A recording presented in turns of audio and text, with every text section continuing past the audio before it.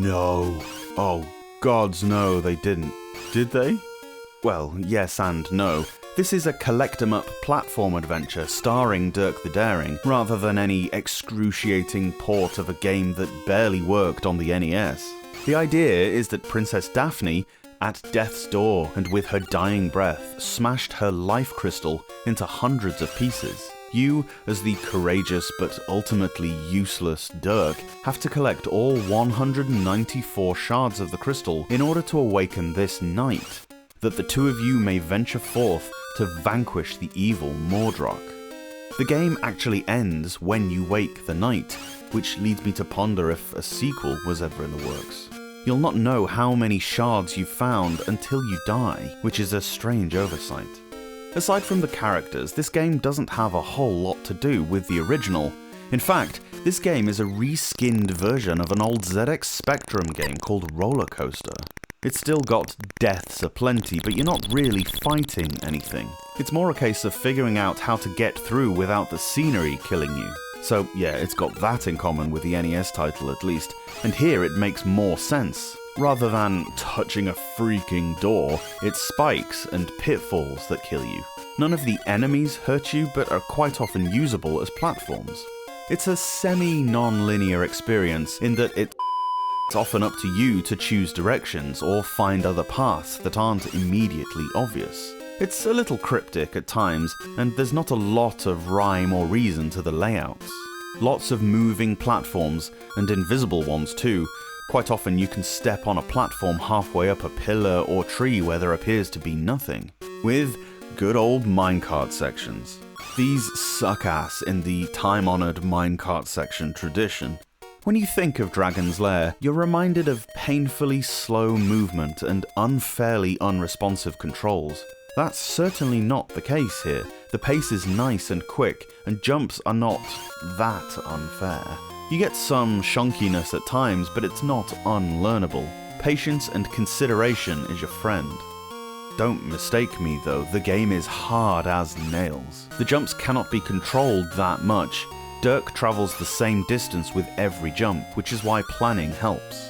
The artwork in these games has always been quite nice. The original arcade version, while basically a navigable cartoon, looked way better than anything else that it had been lined up next to. Even the NES version looked alright, at a massive gameplay cost. Dragon's Lair The Legend has some outstanding backgrounds with lovely animated details. Not a single pixel remains unused. Sure, this may occasionally make things hard to see, but the whole thing is very artful. The little signs you find along the way are charming too, saying things like, "Pass beyond this point and ye shall surely die," and "Lake of the Dead, no swimming." So, it's not at all like the NES game. It's absolutely gorgeous to look at, sounds pretty decent, and shockingly, it's playable. You'll die so much, and the controls may put some folks off, but I find something captivating about the whole experience. The European version is a little more lenient, with less fall damage and spikes not being insta-deaths, so maybe get that. On a side note, have a quick look at the Game Boy Color version of Dragon's Lair to see something that was as impressive on a handheld in 2001 as the original Laserdisc version must have been in 1983. It's a basically frame-perfect representation.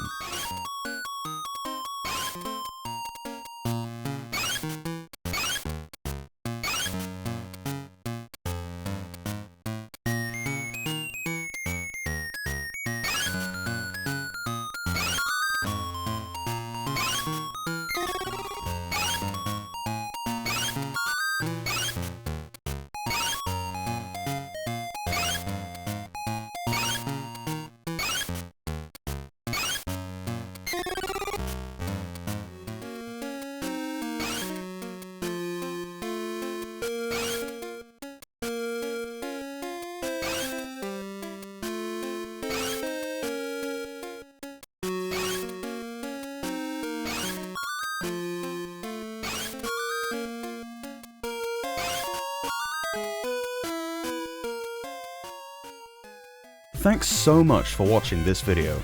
Let me know your thoughts on the game down below, and if you can spare a second, give the review a quick thumbs up, it really helps out. Subscribe to the Portable Power Podcast for a new Game Boy review every day from Monday to Friday. Or alternately, new episodes of the podcast drop every Saturday and Sunday on whichever platform you get your pods. See you later on.